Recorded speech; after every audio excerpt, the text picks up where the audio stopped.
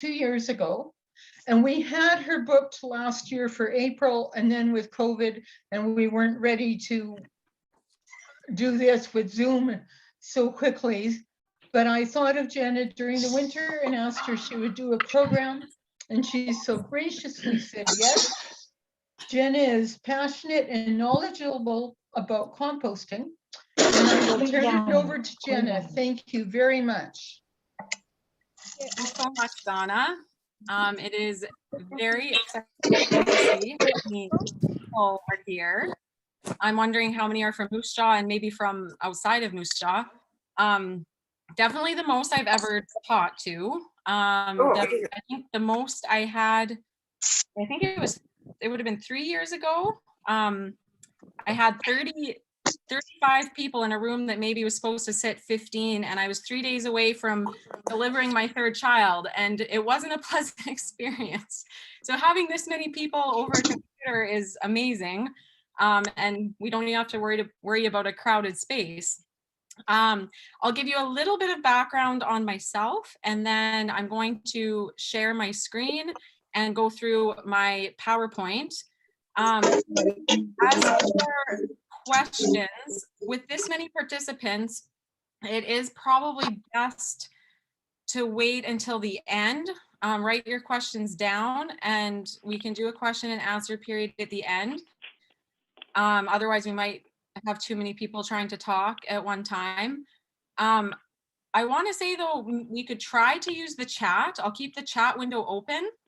And I could, unless it gets too overwhelming with too many questions, I will try to answer those questions as we go along. Okay, so myself, I got into composting in 2006 in Calgary. That's where I'm originally from. And I took a master composter class through the nonprofit organization Green Calgary. I loved it, and I've been composting ever since. So I guess that would be 15 years or so. So then so after the master composter class, part of that was going into our community and teaching others how to do it. And then in 2009, I graduated from the Faculty of Land and Food Systems at University of British Columbia. And I started a job shortly after that with Green Calgary, going into people's homes and teaching them how to reduce their environmental impact. And part of that was composting. So I got to teach it in lots of people's homes in Calgary. Then I'm a stay-at-home mom with 4 kids, and I get to teach them about composting. And my 8-year-old is now in full-time in charge of emptying our compost bucket into the bin outside. So I'm glad I can pass that job along to her. Okay, I think that's all I need to say for an introduction. Oh, wow, we have someone from Strathmore, Alberta, and someone from Tennessee. Well, great. Looks like we have lots of people from around the world. Okay, so I'm going to share my screen. I know about composting, but I don't know a lot about Zoom, so I'm hoping it will all go smoothly for me. Okay.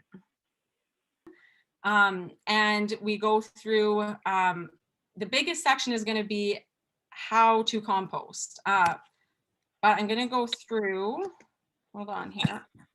I'm going to go through my agenda. Okay, here we go.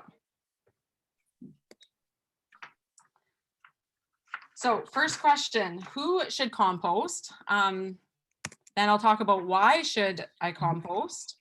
What is compost? Common myths.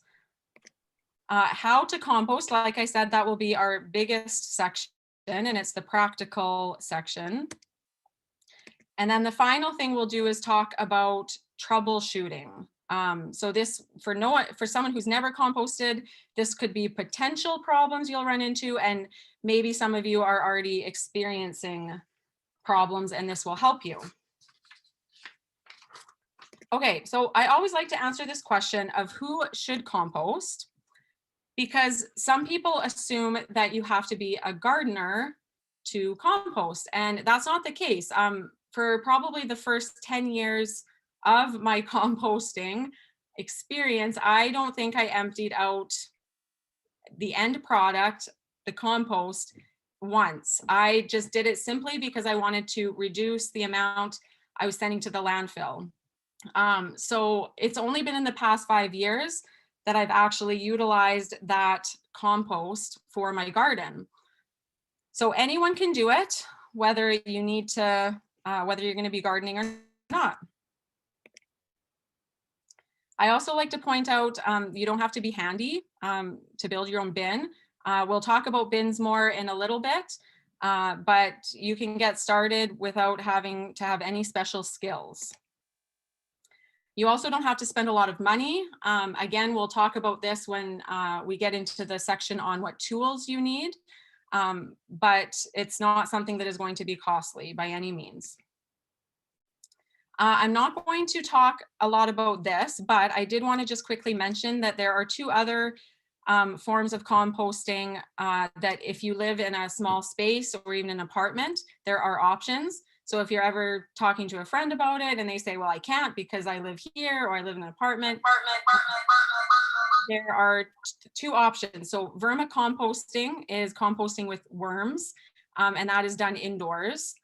And there's another system called bokashi, which is fermented organic matter that you buy, and then you basically layer it with the fruit and veggie scraps you have. So again, I'm not going to talk in detail about those, but I just wanted to make everyone aware that those are options out there. Okay, so why should I compost?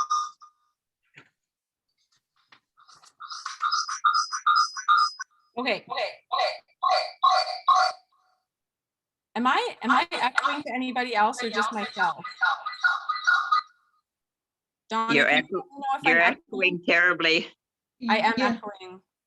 yeah, I hear echo as well. Okay. I think we need to ask everyone who just joined to mute themselves. I've been going through and muting, but there's so many participants. So if everyone could just mute themselves. Okay. I don't hear the echoing right now.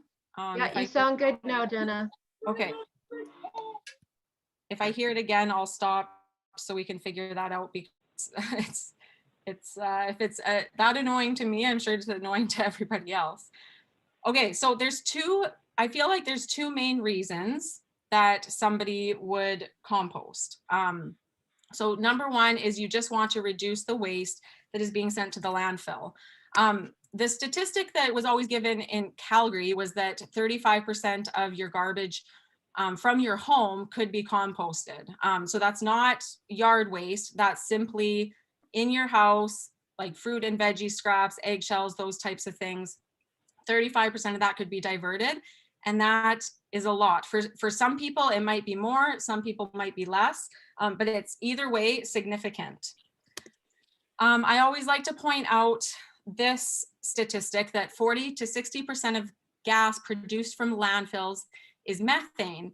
Now, the reason that this is important is because some people might say to you, or maybe you even think it yourself, that what's the difference between sending the scraps of food, of my fruits and vegetables, what's the difference in sending that to a landfill versus sending it to a compost bin in my backyard? It's either way, it's going to decompose. And that is true, but how it decomposes is different. So this is probably the most scientific I'm going to get in this whole presentation, but when you send something to the landfill, it's anaerobic decomposition, which means there's no oxygen available. And the outcome of that is, the byproduct of that is methane, which is not good at all for the environment, and landfills have to find a way to deal with that.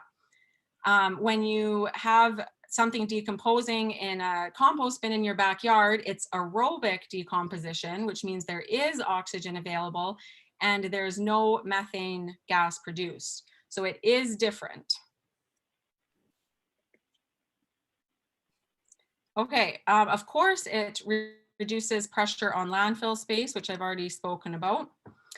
The second main reason that someone would likely want to compost is because it recycles organic waste and creates this usable end product for your garden.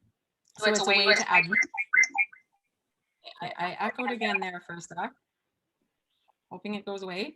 It adds nutrients back to your garden, and it greatly improves soil structure and texture. There's nothing better than homemade compost for your garden. So whether you're here to find out how to get that for your garden, or you're here just because you care about the environment, either way, you're in the right spot here. Okay. These first slides, we usually breeze through pretty fast because I like to get to the practical section. What is compost? So I'm answering this in the context of backyard, like usually in the city, but I mean, you could be out on a farm, but in the context of composting in an enclosed bin, and usually in a backyard. So it's a rich mix of organic matter made up of rotting kitchen waste and leaves. So for most people, these will be the two main ingredients, and I will get into the details of these two things more in a later slide, but those are basically going to be your two main ingredients, with some variation possibly depending on what you have on hand. And then grass clippings I put here. Our next slide is going to be talking about grass clippings specifically. I put them there because they can be added to your compost bin, but typically most people have too many and too much for a backyard compost bin. So we have to find another way of dealing with them. They can easily overwhelm a backyard bin. And so I have a different suggestion for those. I just remember too, I also wanted to say at the beginning that I will have my phone number and my email up at the end of this presentation. And for anyone who wants these notes, that exactly what you're seeing on your screen, I have no problem sending you a PDF file of these. So don't feel like if you're missing something or can't write something down fast enough that you won't have access to this later. Okay, so once it is decomposed, it becomes a very fine, crumbly consistency and is a premium soil amendment. Like I already said, it improves soil texture and drainage. And some people refer to it as black gold. It's so precious. Okay, I don't think I have any questions that have come up yet. I find that when I deliver this presentation in person, I'd say 75% of the questions I get as I'm doing the presentation usually get answered in a later slide. So if questions are coming up, you can be assured that most of them will likely be answered in a later slide. Okay, so the next slide I'm going to talk about is something called grass cycling. I find that usually about 50% of people have heard this term and 50% of people haven't. But it's simply this method of mowing your lawn and leaving the grass clippings to decompose on your lawn. Now, this does scare some people, especially if you have a nice lawn and you like to take care of it. People think that it possibly causes thatch or just causes an unhealthier looking lawn. But the opposite is actually true. So what you want to do if you want a grass cycle is you want to mow often, but by often I don't mean like every second day. I just mean you don't want the grass to get so long that then the grass clippings you're leaving behind are really, really long. They will take longer to decompose. So, I mean, in a season where grass is growing really fast in the height of summer, we've had a lot of rain, possibly twice per week, but generally once per week probably will do you fine. If you have a mulching mower, you don't actually really have to worry about it. The mulching mower will break that grass up anyway. But if you don't have a mulching mower, you just don't want it to get too long. I already mentioned it does not cause thatch. That's often one worry. Decomposes very rapidly. I mean, I never notice any grass clippings on my lawn by the next day. I'm sure they're there, but they're probably already in the middle of breaking down. This acts as a natural fertilizer and adds nutrients back in to your lawn, into the soil. And it's way, way less work.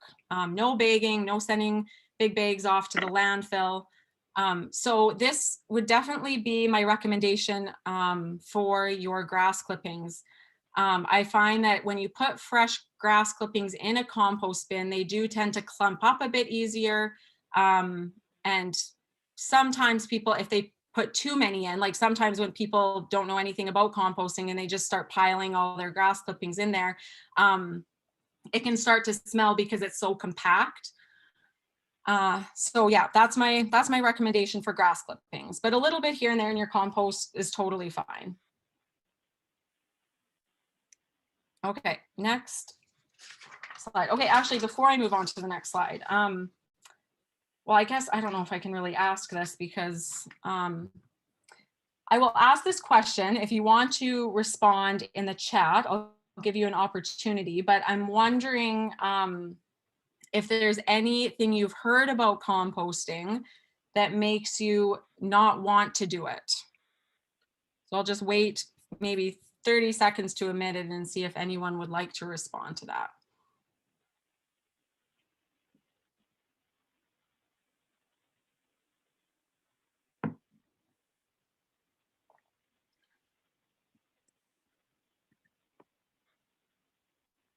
Animal, okay. So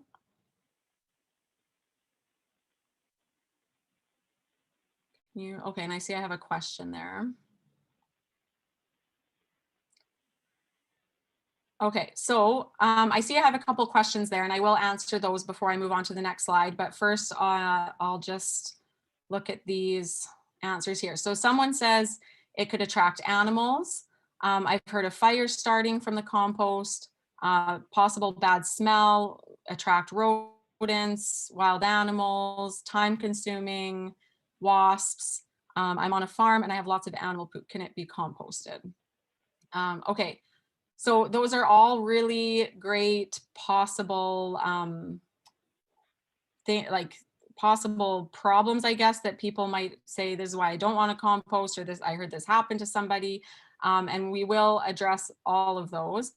The one thing I'll mention is the fires starting. So I had never heard of this until I think it was 2 years ago when I was presenting at the library. Someone in the crowd asked this question, and I was kind of like I was just really surprised that this was even a concern. And he told a story about how he had a compost bin and his neighbor said that he saw smoke coming out of it. And so he talked to him and said, I think your compost bin might start on fire. And I mean, what he saw would have been steam, because when your compost bin is active, like especially if it's a bit of a chillier day, even if it's the middle of winter, you could open up the lid off your compost bin and see steam coming from inside of it. So I looked this up afterwards, after the class, because I wanted to find out more about this.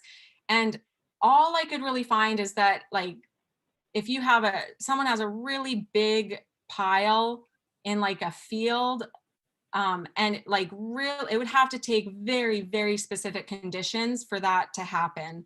Like there's just no way that a backyard compost bin, this would ever happen. Like especially if you're like once a week, you're checking in on it and doing a little bit of maintenance. That I've never heard of that. And I would have zero fear about that. But it is a good question. And I'm glad you asked. Okay, before I move on to these fears that some people have, or that maybe you've heard, I'm going to answer a couple questions here. So someone asked, can you compost right into a box or raised bed while plants are growing? This is also a great question. So when I first got asked this years ago, I didn't know how to answer it because my mother-in-law, for her whole life, put all of her fruit and veggie scraps right into her garden and just like tilled them in. But my research shows that if you do this, the decomposition process will actually take nutrients from the soil to accomplish that decomposition. So I think my mother-in-law didn't have a problem just because her garden was huge. She had a farm and it was a massive garden. And I just don't think with the amount she was putting out there, it would have negatively affected it. But if you have a small gardening space, a raised bed, I would say don't do that. You want everything to be fully decomposed before adding it to your soil. And I'll mention this right now, since we're on this topic, is that the best way to test if it has finished decomposing is you'll take a little bit of what seems to be a finished product from the bottom of your bin, which I will explain that more in a later slide, but you take this, what looks to be finished compost, and you can seal it in an airtight bag and leave it for a week. And if after the week you open up that airtight bag and you smell it, if there's a bad smell, it means it needs more time to decompose. It wasn't finished. But if you open that up and it smells earthy and fresh, then it's finished and you can add it to your garden. So I have done this test myself, and every time that I believe I have finished compost and I test it, it is in fact finished, and there's a nice earthy smell to it after it's been in the bag for a whole week. So that was a great question. Can I use materials like sawdust or paper towel? We will answer that on a later slide, so I won't answer that right now. The person who's on a farm and has manure, can it be composted? Yes, it can. I personally don't have any experience with that, so I can't give you any advice on how much can you put in or whatnot, but like absolutely manure. I know Manure Works is a great compost product. So I remember when I worked on a farm, an organic farm in Costa Rica, that's all they used for fertilizer was cow manure. I just can't offer any specific information on it because I don't have experience with it myself. Okay. Okay, someone is saying, oh, about the fire, house fire started in compost bin and garage. So I can't comment on that because I don't know the specifics or the details of it. But that sounds very unfortunate. I've never heard of that happening with like just a regular bin in a backyard. But if maybe we can talk about that at the end of the class some more if you want to expound on that. And so this person asking about manure being put into a compost bin, they're saying not necessarily cow manure, but dog poop, cat poop. No, don't put that into your backyard compost bin. But if you did want a system for that, there is a system out there. I'm trying to remember what the name is called. When I worked at Green Calgary, we sold a specific bin that you dig into the ground, and you could fill that with dog poop and cat poop, but then it never came out of the ground. It just decomposed in the ground, and it was a way to divert waste from the landfill, but it's not like you ended up using that in your garden or anything. So you could research that. I know there are systems out there that will allow you to do that. Okay, so let's get on with these potential problems, which for the purpose of this section, it's going to be called myths. Okay, hold on. Okay, so I call this myth number 1, composting is complicated. If you Google how to compost, I will admit it might feel complicated with the amount of information out there. Even like it's overwhelming. You kind of almost don't know where to start, and sometimes they'll start talking about carbon to nitrogen ratio and you just think, I have no idea what that even means and I wouldn't know how to measure that. And yeah, what if these bugs or rodents are attracted to it? And it all just sounds too complicated and then you give up. But I want to tell you it's not complicated. And my hope is that by the end of this presentation, you'll see that that is true when I explain the basics to you and how to fix any potential problems that might come about. Okay, myth number 2 is composting takes a lot of time and effort. Again, I'm saying this in the context of backyard composting with a bin. I will say that if you wanted to get really serious about it and have the finished product faster, like, you know, I don't know, say you want it within a couple months, well, you could put more time and effort in to get it faster.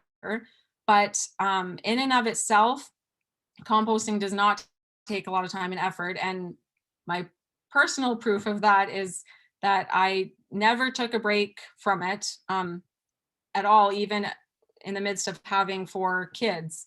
So I have a 2-year-old, 3-year-old, a 6-year-old, and an 8-year-old. And throughout all having my babies and the busyness of that, it was easy to keep composting. It was just, I'd say on average, when I'm not actually getting the compost out of the bin and adding it to my garden, just the regular maintenance of the bin, at most, maybe 10 minutes a week is all. So it's really not time consuming. Okay, myth number 3, which some people did mention in the chat there, is that compost piles smell bad. Now, it's not completely a myth. I mean, this could be true, but the myth that I'm pointing out is that if you have a compost bin, it's a given that it will smell, and that's just not the case. The only time my compost bin smells a little bit is after the winter when everything thaws, and I haven't really been maybe adding things in proportion throughout the winter. I've just been dumping my kitchen scraps in throughout the winter into a frozen pile. And then when everything thaws, I need to aerate it a bit, which we will talk about. I need to add some leaves to make it a bit more balanced, but within a few days it's back in order and there's no problem. That's really the only time my compost pile smells a bit. Just gonna make sure there's no more questions here. Okay, yeah, we're doing good. Okay, myth number 4 is that composting attracts unwanted visitors. So again, I want to say that this could be true if you're not taking care of it at all, or you don't know anything about what you're doing. But the point of saying it's a myth is that it's a given that it will attract unwanted visitors, and that is not the case. Like, I mean, this is just one example, but I remember my mom at her old house, she had this big kind of handmade wooden bin that was there when she bought the house. And so she just started throwing a lot of her yard waste into it and like never looked at it, never did a thing to it. And I believe she complained about mice at one point. But I mean, I'm not talking about a system like that. I'm talking about a system where you are checking in on it and you are making sure that things are relatively in balance. And you'll see when I do talk about bin choice, there are some bins that are more prone to unwanted visitors, and there's some that are resistant to them. So you'll see the options when we get to that slide. I have, in my 15 years of composting, I've never had dogs, mice, raccoons. I did have wasps once. I think it was because my bin was too dry and I just spent a couple days hosing it down really good and they were gone. So again, like if something does go a little bit wrong with your bin, it's always easy to fix. And the number one thing that I learned during my composting class back in 2006 is that compost bins are very, very forgiving.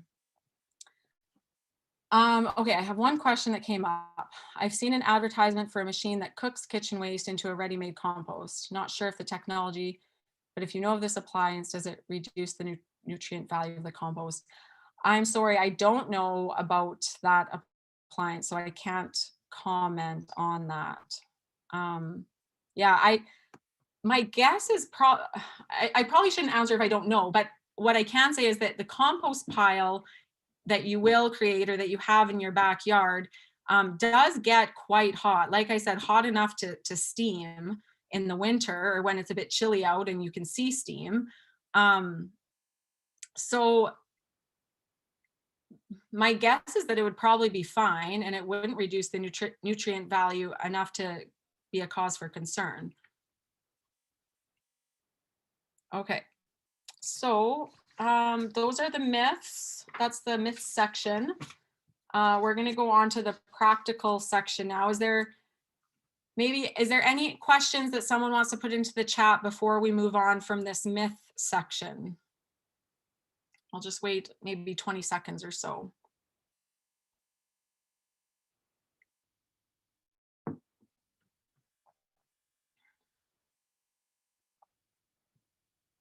Bears. I'm assuming someone is asking if bears would be attracted to it. I mean, in the city, you'd never have to worry about that. I assume that if dogs and raccoons and mice aren't attracted to it, then bears wouldn't be either. Like, honestly, we live right beside an alley and I have my compost bin right outside my fence in the alley, and people are always walking their dogs through that alley, and no animal ever shows any interest in that bin. Like, there's lots of cats roaming around too. So I don't have any experience composting in the country where bears could have access to it. But my assumption would be that if other animals that are equally interested in food don't have an interest in it, then I would assume bears wouldn't. Again, if you're maintaining it properly, which is the next section we're getting into. Okay, so this slide is going to talk about the tools that you will need. So the first one is a bin.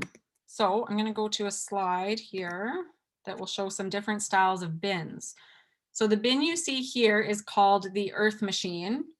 I would say it's probably the most popular bin because it is the one that is subsidized by many cities. It is subsidized by Moose Jaw, the city of Moose Jaw, and I know it was also subsidized by the city of Calgary. So I know we have people from all over here, so you'd have to check with your own city and see if they subsidize a bin. This bin costs $25 plus tax through the city of Moose Jaw. And I will explain probably at the end of the presentation who to call, and that way if people don't live in Moose Jaw, they can just log off and leave the presentation. But I'll give more information about how to get one of these at the end of the presentation. This bin would be described as rodent resistant. What else do I want to tell you about it? You can see at the bottom there's it's like a little door, and that is where you can actually slide that up, and all of the compost that is ready will settle to the bottom, and so you can kind of just scoop it out of there. And then you can see it also has air vents on the side so that oxygen can get in there. And it's black, which is great at retaining heat. This is an example of a very, very simple homemade bin. I don't have a ton of experience with a bin like this other than one that I did make. Well, I didn't make it, my husband made it. And I use it more just for random yard waste. I don't expect to get usable compost out of it. It's more just a place to put yard waste rather than bagging it and sending it to the landfill. But this is the most simple one you could probably make, and yeah, it would work fine. Not as rodent resistant though. So this is an example of a very elaborate system, but I like to point it out because what it does is it allows for different compartments. So if you look at the one on the far right there that is like boarded up all the way, probably what this person has done is filled that one up to the top with all of their material, their kitchen waste and their leaves and whatever they're composting. And now they're just letting it sit. It gets to sit and fully compose. And while that one's sitting, you can add to the other ones. Some people have pointed out that the drawback of just having one bin is that you're constantly adding new material. I don't find that it has been too much of a disadvantage though, because all of that compost that is ready, it's fully decomposed, it does settle to the bottom. And then that door on the earth machine bin is a great way to just kind of scoop it out of the bottom. And then here, I like to show this picture too. This is one that you could likely buy at hardware stores. They're usually between, I'd say, $100 and $200, depending on the style you get. I'd say any typical bin that you get at a hardware store would be in that range, like maybe $100 to $150. But this is actually like a tumbler bin. So you can see it also has two compartments. So one with it looks almost like finished compost in it. It's kind of like, looks like brown dirt. They would have filled that up and then just left it alone and let it do its thing. And then while that's finishing the process of decomposing, they're adding new material to the other side. And this is a tumbler bin, so it probably has a handle maybe on the other side where you can spin it. So you're never actually having to poke holes in the pile or turn it in any way. So it's kind of a neat system. I've never used one of them myself. Does anyone have any questions you want to put up on the chat about bin selection?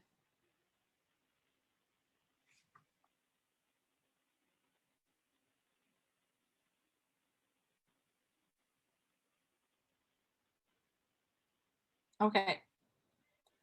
I'm going to go on to the next slide here. Okay, so these tools are to make compost. So the bin, an aerator.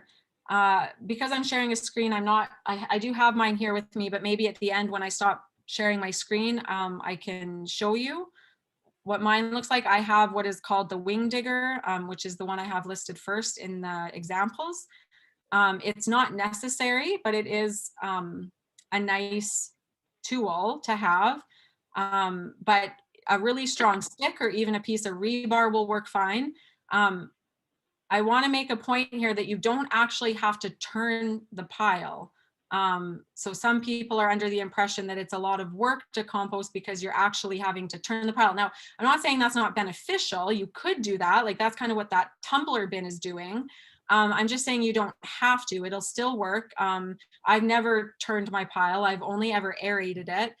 And that means once a week, or if you're feeling, more ambitious, twice a week or 3 times a week, you just go out there and you just poke it 10 to 20 times with whatever your aerator tool is. And that just ensures that oxygen is getting inside the pile. I see there's a question here that asks what the capacity of the compost bins is. I don't know how many liters it is, but I would say mine sits about waist high. And I'm about 5'5".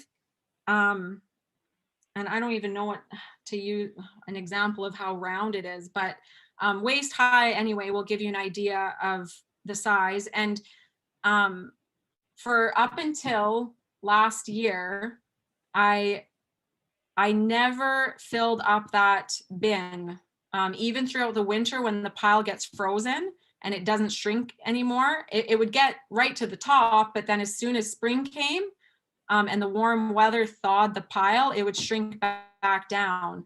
And it just seemed like a never ending room in there. But I guess with the expansion of my family to 4 kids, last winter was the first winter that I did need to have a new bin to start putting fruit and veggie scraps. But I'd say the average person, unless you have a big family, you wouldn't fill that up over the course of a season. I hope that answers that question. There's another question here. Do you advise using straw bales as a border for a compost pile in a large farm space? I don't have experience with that. I don't see why not. That sounds like a good way to do it. It would enclose the space. One of the biggest reasons why you want to have an enclosed space is one, any risk of someone being attracted to it is reduced, or an animal being attracted to it. But it also helps keep the pile hot. It also just makes it easier for you to maintain and aerate when it is contained. So I don't see why straw bales wouldn't work. I've never seen an example of that, but my common sense tells me it would be fine. Okay, and the third thing that you will need to make compost is a bucket. So I use just a stainless steel bucket with a lid, but you could use an ice cream pail bucket. That's what my mother-in-law used her entire life of composting. It doesn't have to be anything fancy. It's just something to put underneath. Most people keep it underneath their sink in the cupboard. So it's easy to access, and it's where you just always want to be emptying your fruit and veggie scraps before you take them out to the compost bin in the backyard or whatever space you're using. I typically find that I empty my bucket two times a week. If we're eating more fruits and vegetables, maybe 3 times a week at the most. I do want to mention, I had a friend that started composting last year, and she said, why am I getting flies? I have flies around my bucket. And I said, well, how often are you emptying your bucket into the bin outside? And she said, maybe once a week. And I said, well, that's probably not enough. Like if you're leaving raw, like food that is starting to rot inside in a enclosed bucket for a whole week, it's not a surprise that she got flies. So my recommendation would be to do it every 2 to 3 days. Okay, so these tools aren't essential, especially right at the start. Like, don't feel like you need these tools before you start composting. I'd say just go start, and then as you need these things, find them or make them or gather them. So again, this will only be if you want to actually use it for your garden. So the screener / sifter, what happens when you are composting is that most things break down quickly, but you'll have some things that take longer to break down. So examples might be like pits, an avocado pit or an apricot pit. I find avocado, like the skin of the avocado doesn't break down fast. Eggshells, lots of other examples, but or if you put like pine cones, don't break down fast either. So if you ever throw pine cones in there, they're not going to break down as fast as other things. So what I find is that I do, because I tend to compost a bit more lazy, and I do just throw whatever I have in there. I do find that I get some big chunks that I don't want in my garden soil. So I do use a screener, and I'm not overly handy, but my husband made it within an hour or two one afternoon. It wasn't complicated. I know that if you go on Google and you look up like do it yourself compost screener, there's lots of videos out there to show you how to do it. And it can be a pretty simple thing. And all the materials you need would be at any hardware store here. Someone asked, do eggshells need to be crushed, cooked, or rinsed before composting? If you were to Google that question, you'd find a lot of different opinions. My opinion is that you don't need to rinse them. I never have, and I've never had a problem. If you want to crush them, they would decompose faster. Because again, I'm a bit more lazy about my composting. I don't crush them. I just put them in there as they are. I don't rinse them. And in my end product, I always see little tiny bits of eggshell, but anything that is still very big would be sifted out by the sifter. Can you put weeds in the bin and will they rot? So this is also not a perfectly clear answer, because weeds, if they have the seeds in them, if they've gone to seed, likely the compost bin will get hot enough to deactivate the seed, so that if you add it to your garden soil, they won't grow in your garden soil. But you don't actually have a way to ensure that the pile has gotten hot enough to kill those weed seeds. So I personally don't put weeds in that have gone to seed, but I have put in just like regular weeds before. Yeah, and they will rot and decompose just like anything else. Just be careful if they've gone to seed is my only caution. Crabgrass, I think that would be fine. Because I don't think that there'd be any seed in there that could survive through that. I'm just picturing crab, like it would decompose like anything else. I don't think crabgrass would be a problem. Again, if you want to be sure, maybe research that one a little bit, but I don't see why not. Okay, so the next thing that is really handy when you're actually using the compost and getting it out of the bin is a pitchfork.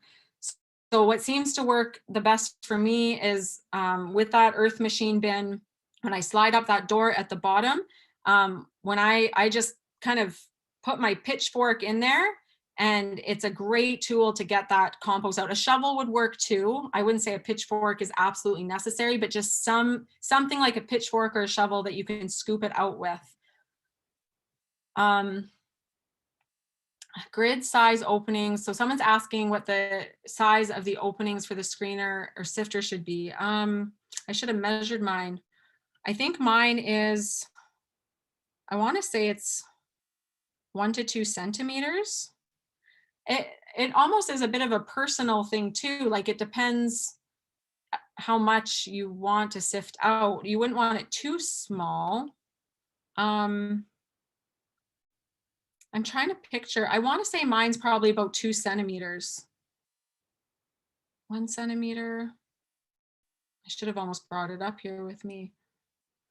Yeah, I 1 to 2 centimeters. And if you want, I'll have my email up at the end of the presentation. And it looks like Eunice, you asked that question, and I'd be happy to actually measure mine and yeah, give you that measurement after the class is over.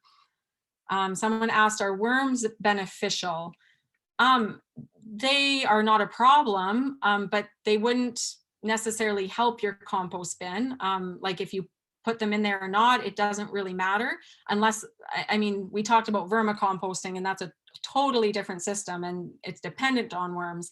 But this backyard composting system that we're talking about, you don't need worms. You might find if you research composting that some people will talk about adding accelerators or worms or soil that might already have bacteria in it. You can do those things, but it's not necessary. If you just put in the raw materials that we're going to be talking about, nature will do the work for you. Okay, and the last thing I would say is a wheelbarrow to transfer the compost, the finished compost, to your garden. So what we did is when my husband built that screener, he built it to fit over top of the wheelbarrow. So then I can dig out the compost at the bottom of my bin onto the screener, and then all the stuff that I want just falls directly into the wheelbarrow, and then I can transfer it to the garden. So again, like I mentioned, the first 10 years I composted, I didn't actually use the compost. I just wanted to divert my waste from the landfill. So for the first 10 years, I didn't have these materials. I didn't use a wheelbarrow, shovel or a pitchfork or a screener. I just needed those first three tools that I mentioned, the bin, the aerator, and the bucket. And that's all I had for the first 10 years. But if you do want to use the compost for your garden, these last three tools would be a huge help. Okay, any questions about tools before I move on to the next slide?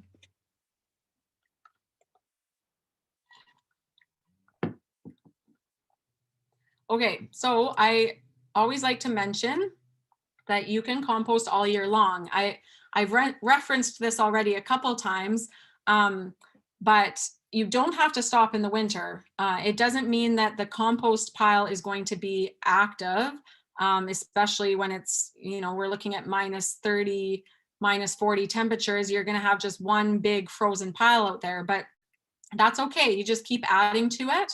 And like I said, as soon as spring comes, that pile will thaw and shrink down. And then you kind of work with it a bit just to get it back in balance. And you'll see how to do that once we finish the next few slides here. Okay, so where should I put my bin? So there's three things that you should consider when you're deciding on a spot. So the number one thing I always mention is convenience. You know yourself best, and you know whether you're going to continue to walk to the other side of your yard in the middle of a -40 winter to empty out a compost bucket. If you don't think you're going to do that, you might want to pick a different spot that's not way across the yard. Now, with that said, I have before just taken an old bin, like an old Rubbermaid bin that I didn't care about, in the middle of winter and set it outside my back door. And I just added stuff to that throughout the winter. So I didn't have to walk across the yard. I only did that one year. Maybe it was after my fourth daughter was born and I felt a bit busier, and that worked really well. Like, again, that just thawed in the spring and I just added it to the bin. But you do need to consider the convenience. The second thing you want to consider is sun. So sun, it will make things happen a lot faster. It'll make the decomposing process happen a lot faster if you have it in a sunny spot. So obviously, like, a south facing location is ideal, but you don't have to have it there to make it work. It'll just take longer. So in those first 10 years, when I didn't really care so much about an end product, my compost bin was north facing. And it definitely took longer, no question about it. Now I have them in a south facing spot and I can easily get finished compost within a season. Again, if I put a bit more effort into maybe chopping up my food smaller, I might get it even faster than that. But I'm, like I said, a little bit more on the lazy side about it. So getting compost finished product within one season is more than good enough for me. I have a question here, so I'll just read this out. Do you rake up the leaves in the fall and add to the compost, or can you wait till spring to rake up leaves? And is snow mold an issue to be concerned? I've never heard about snow mold being an issue. I mean, if you think, I remember I had someone ask a question once about moldy food, like, if the food's gone moldy, is it okay to add to my bin? And I said, well, yeah, of course, like that's the beginning stages of it decomposing. That's what is happening in your bin all the time, is that it's just, that's the first stage of it, is you see the mold and then it just keeps breaking down further and further. So yeah, I don't see that being an issue. Again, I've never read anything specifically about it. I usually rake up leaves in the fall and I have them in a separate bin, like a garbage Rubbermaid bin. Now, if you really want to make things convenient for yourself, you can set a bin like that is full of leaves right beside your compost bin. I do that because it helps. So then when I'm adding again, this will make more sense once we get to one of the later slides, but when I'm adding my kitchen scraps from my house, my leaves are right there and I can add a few handfuls of them at the same time. So I always keep definitely a full bin of leaves from the fall. If you don't have leaves, there has been times in my past where that was the case, and I would just walk down an alley and take a bag of leaves that someone left for the garbage. So I'm sure you'd have friends that would be willing to give you a bag of leaves. They are in abundance every fall and spring. So you could also wake them up in the spring and use them. It doesn't really matter when. The only thing I'd say is if you do store them in a bag or a bin, I would wait until they're dry. I mean, again, I don't think the mold would be an issue, but it's just kind of gross reaching into a bag or a bin for some leaves and there's a bunch of mold there. So I always wait until the leaves are dry before I store them. Someone asked a question about how often you put water in your bin if it is in a sunny spot, and I will get to that question in a later slide. I won't answer that one yet. Well, I guess I am talking about, yeah, I still won't talk about that till I get to the slide specifically on water, but location wise, I would suggest that you have a water source within reach, like that a hose will reach. You don't have to, but you might regret it if you don't. There's been a number of times where I feel the need to soak down my bin. Maybe it's gotten too dry and I don't want to be taking buckets and buckets of water out to my bin. Like I said, I think I mentioned last year, I had these wasps for a couple days and I just soaked it down. If I didn't have it near the hose, that would have been a little bit more tricky, but soaking it down with the hose got rid of them quickly. And I honestly think I just let the pile get too dry. That was the problem. So I would recommend a water source is close by. Okay, so the next slide is this big question of what do you put in your bin? Now we've kind of been talking around this the whole time, but this is going to be specifically more specific of what you put in there. This slide and, well, the next 3 slides. So the basic overview of what you put in is this mixture of what we call greens and browns. So greens, I mean, everything has carbon in it, but the greens are specifically more rich in nitrogen and the browns are more rich in carbon. Now there's no, I never want to complicate this part because there's no exact science to this. You want to just roughly have equal amounts of both of these by volume. So I've never measured a thing in my life when it's going into my compost bin. But you know, I don't, every time I add greens, like the fruit and veggie scraps from my house, which we'll go over an example of what those are in the next slide. Every time I add a bucket of those, I mean, ideally I'd be adding the browns at the same time, but usually I go a couple of weeks adding my greens and then I'll add enough leaves to look like it's the same amount. Like there's really no exact science. I just do it by eye and it's always worked out just fine. So the next 2 slides will go over specifically what the greens are and what the browns are. Just remember that by volume, you want them about equal in your bin.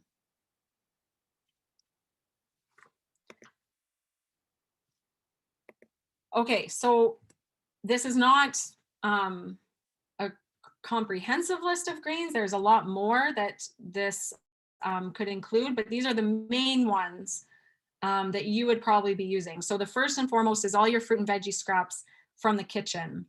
Coffee grounds are great. Tea bags, plant debris, so like anything from my garden after the season is over in the fall, most of that I will put in the bin. Flowers that I've had, again, weeds that have not gone to seed, I do put in my bin. And then for browns, again, this isn't a complete list, but these are mainly what you would probably be using. So all I use off this list, well, the eggshells I'll talk about separately at the bottom there, but all I really use off this list is dried leaves. The next slide, I give a list of what leaves are considered like good and bad based on how fast they break down. I honestly, from like all my years of composting, I've never even paid attention to what kind of leaves I'm putting in, because I'm not smart about trees. I don't know what kind of tree this is or that is. So all my leaves have been fine and eventually break down. But I do like to give that slide just so if you want things to happen quicker, you know which leaves will decompose the fastest. Shredded newspaper is great. Coffee filters, sawdust. I say make sure it's untreated wood though. And then eggshells, some people will say they're green and some people will say they're brown and some people say they're neither, and they just help to mineralize the compost. So I kind of tend to say they just act more to mineralize. They have lots of calcium in them. So I put lots of eggshells in my compost bin. And like I said, I don't wash them or rinse them or crush them. Although if you want to crush them, I don't think it's a bad idea. It would help them break down a bit faster. Okay, any questions about the greens or the browns?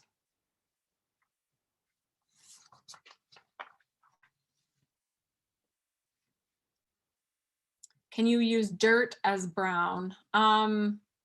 Yeah, I think if you don't have to add dirt to your compost bin, but if you did, I don't even know what it would act as a green or brown. I feel like it would almost just be more neutral, but I mean, you can add it, but it's not needed.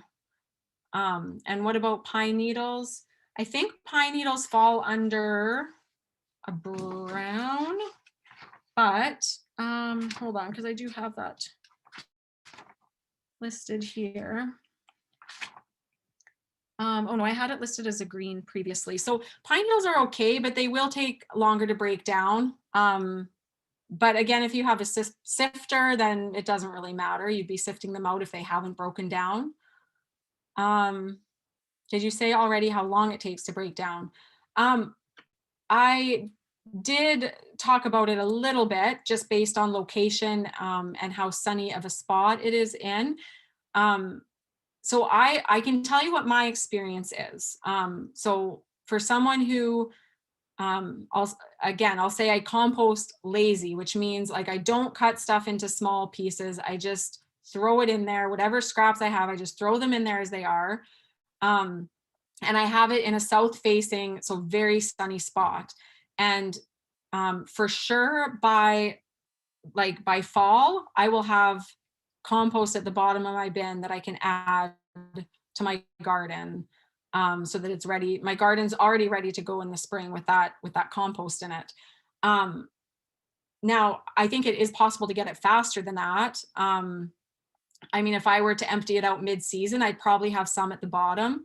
I just wait till the end because I only like to do it once a year. Because that, like, if there's any hard work that this requires, it would be when you take the compost out of the bin and transfer it to the garden. Like, that's the most time-consuming part of it. So I only do that once a year. And so I just wait till the end of the season to do that. In Calgary, when I didn't have my bin in a sunny spot, I wouldn't have had usable compost by the end of the season, just because it was in a shady spot, so it just wasn't getting enough heat. Someone asked, what about the ink on newspapers? I believe most ink is soy-based now, so I don't think that is an issue. Yeah, that's my understanding.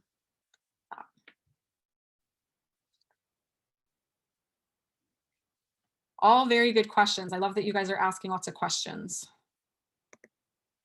Okay, so this is the slide I told you about with like the good leaves and the bad leaves. And by good and bad, again, I just mean how fast they decompose or how slow they decompose.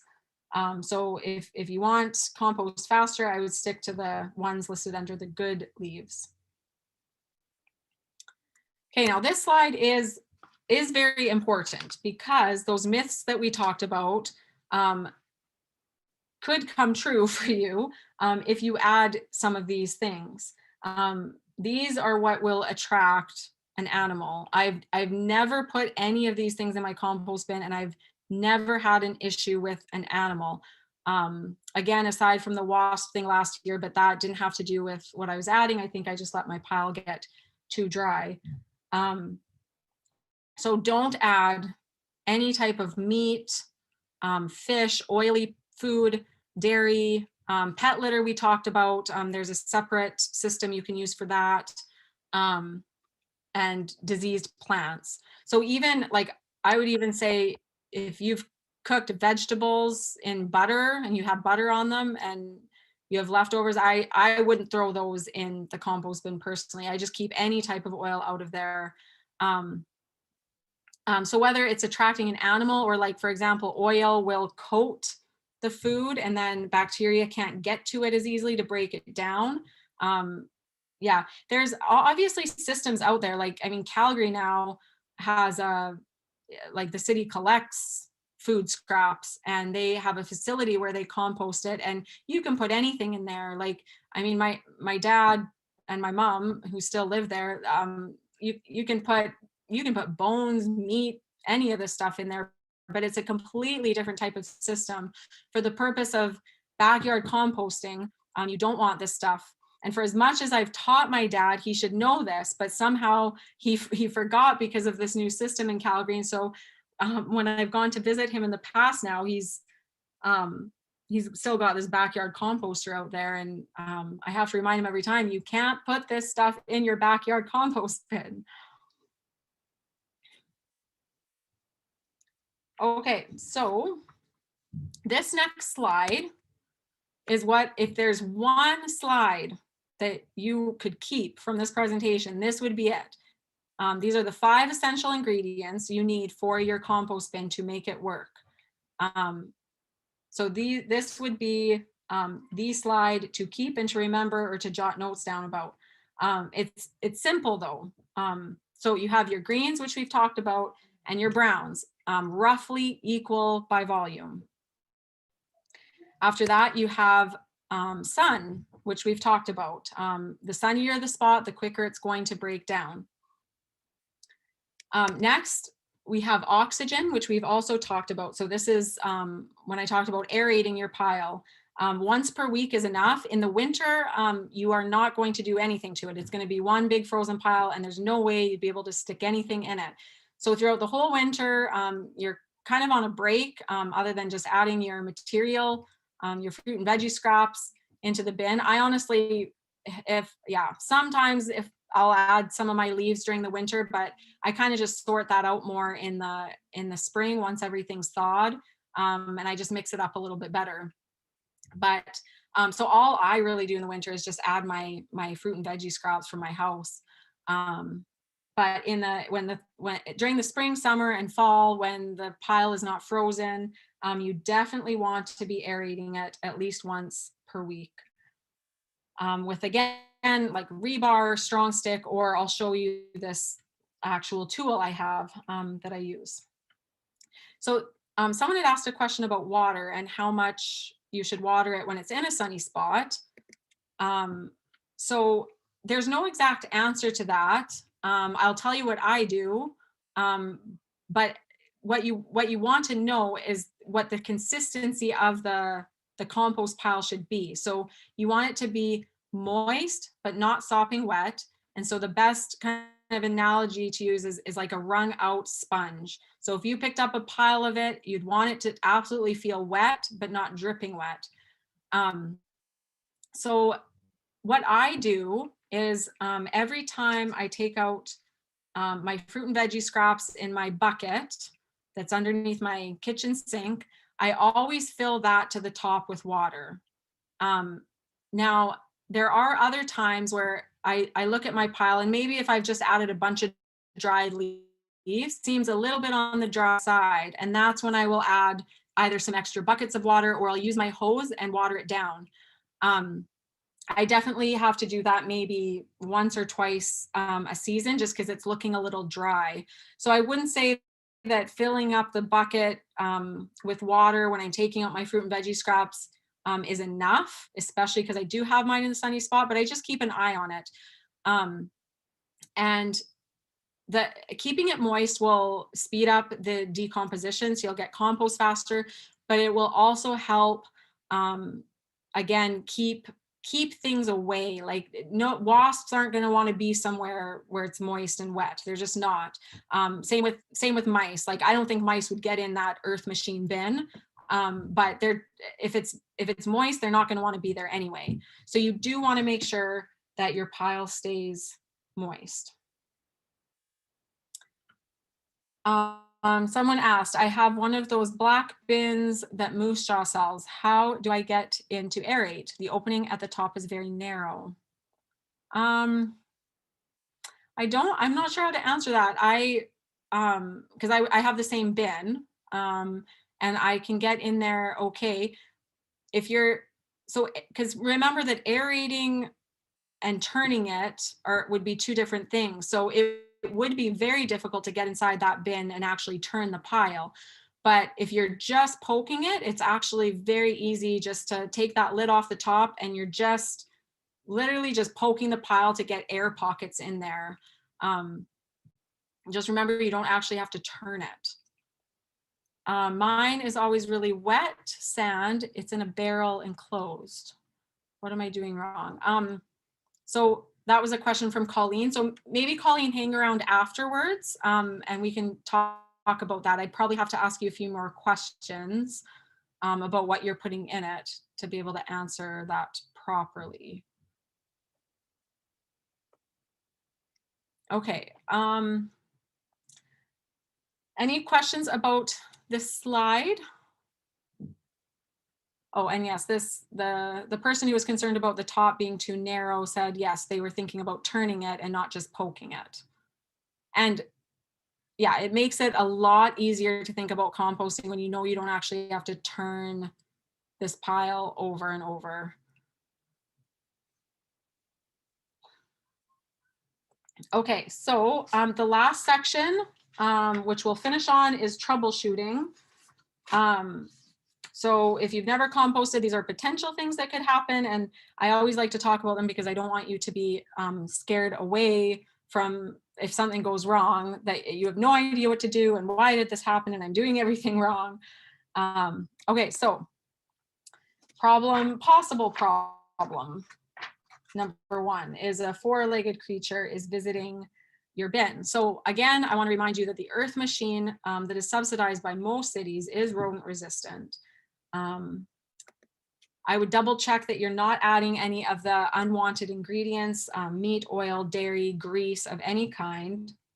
And the third thing I would check is if your pile is too dry. Because again, I said, like, no animal, no mouse, no wasp is going to want to be in a pile that is like a wrung out sponge that's moist.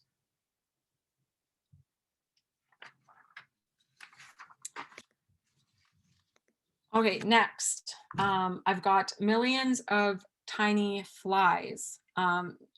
So my first thing to say about this is don't worry about it. I get millions of tiny flies, and it's normal when you think about putting rotting fruit and vegetable scraps into a bin in the heat of summer. It's only natural that the next time you go and take the lid off the bin, there's going to be bugs flying at you. Now, so I personally don't worry about this. It's nothing wrong with your bin. It's totally fine. It's just the process of decomposition and these little bugs being attracted to it. But if it really bugs you, then the best thing to do would be to, after you've put your kitchen scraps in, you could layer it with some soil and then a layer of browns, like your leaves or your shredded newspaper. At the very minimum, just layer it with some browns, and then it won't be quite as bad.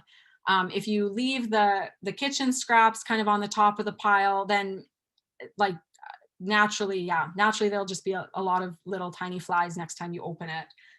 But they're not going to harm anything. It doesn't mean anything's going wrong. Okay, problem number 3. There are ants in my compost pile. So again, the first thing I'm going to say to this is possibly don't worry about it. They could be benefiting your pile because they could be aerating it for you as they crawl through there. One year I did have ants in my bin. And again, like watering it down is all I needed to do to get rid of them. But the only thing I want to mention about ants is that it could be a sign that your pile is too dry. So if that happens to you, just check it and then maybe water it down a bit more to make sure it's moist enough. But if it seems moist enough, just leave the ants and they're not hurting anything. It doesn't mean anything's wrong with the way you're composting. Okay, the last potential problem I'll talk about is my compost pile smells bad. So I did say the only time I experience this is after the winter when the pile thaws, and I haven't really been maintaining it at all. Like, I mean, it's frozen, so I can't poke it. I maybe haven't been adding browns, like I haven't been adding my leaves. I've just been adding my fruit and veggie scraps. And so it's become a bit unbalanced for me by the spring. And so I just add my leaves, I add some water, I poke it more than usual, get it kind of mixed together a little bit better. And then it's fine. Within a few days, it's always fine. But these things will, depending on what the smell is, it could give you an indication of what could be going wrong. So if it's kind of an ammonia type smell, I've never had this personally, but it could mean too many greens, especially grass clippings. So if you have been adding a lot of fresh grass clippings, you could get this smell happening. Say double check the do not add list. Meat, dairy, grease, those types of things could make the pile smell. Is it too wet? If so, add more browns, like your dried leaves, and just use your aerator and just see if there's any kind of matted clumps in there. And then you can break them up with your whatever aerator you're using. Kind of along those same lines, is it too compressed? Is there not enough oxygen getting in there? Have you been forgetting to aerate it? Has it been a few weeks and you haven't poked it at all? It might be too compressed, which means oxygen isn't getting into the pile. And then what's happening is what I mentioned at the very beginning of the presentation with anaerobic decomposition, and then you could get some unwanted byproducts. That has never happened to me. I mean, unless that's what I'm smelling in the spring, that first kind of when it thaws. But outside of that, I've never had this happen to me. So, okay, I think that's it. I'm gonna put up my phone number and my email. I moved 5 years ago from Calgary, but I haven't changed my phone number. So I still have this 403 area code. But you can feel free to call me or email me with any questions, or if you want the notes to all the slides you saw, I'd have them in note form for you, and I can email that to you. I'll leave that up there for a minute, and I'll take it off screen sharing to answer some questions. And I will also show you this wing digger that I use for aerating.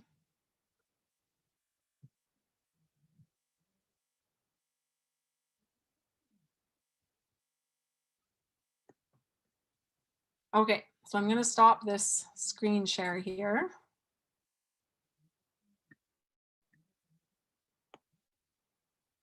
Okay, I think you guys can see me now. Okay, so this is, it's really dirty because I didn't clean it before bringing it in from outside, but it's this long, and then you can see the bottom. So when I push this into the pile, these go up, and then when I pull it back up, they get pushed down. So it creates this really nice air pocket, just a bigger air pocket than what a piece of rebar or a stick would create. Again, I don't want to make you feel like you need this to start composting. You don't, but it is a really useful tool. I've honestly never seen it sold in Moose Jaw at any of the places I've been, but I know for sure Lee Valley sells them. I think there's a Lee Valley in Saskatoon, and I know they do shipping. So if you did want to get one of those, you could look at Lee Valley. When I remembered, I also wanted to tell anyone who's from Moose Jaw, I'll give you the information on how to get a bin. So it's actually the engineering department through the city of Moose Jaw that you would contact. So I'll say their phone number. Actually, you know what? I'm going to put it into the chat here. And I don't need to repeat it for you. So I'm going to put the phone number for the engineering department. Put it in brackets here, Moose Jaw Engineering. Oops. And I'll put their email here if you prefer to contact them by email. And then I'll tell you what to expect. moosejaw.ca. Contact engineering@moosejaw.ca. So the bins through the city cost $25 plus tax. You can also get rain barrels for $25 plus tax. You can only get one per household, like one rain barrel and one compost bin per household. And yeah, once you call them or email them, they'll guide you from there. You go in and you pay, and you have to go up to the, I think is it the second or third floor where engineering is. And then they store them right there at City Hall. So you could pick it up after you pay.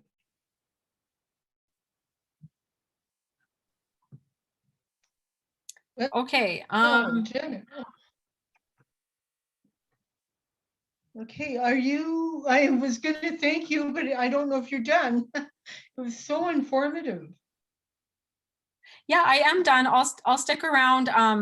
I know there was one lady who wanted to talk a bit about troubleshooting her bin, and there might be some other questions that come up. So I'll stick around for a bit for questions, but yeah, the presentation itself is done. And thank you to everyone. I noticed a few people have left already, but thank you all for coming and joining us on Zoom. Thank you. And thanks again, Jenna. That was great. It was my pleasure.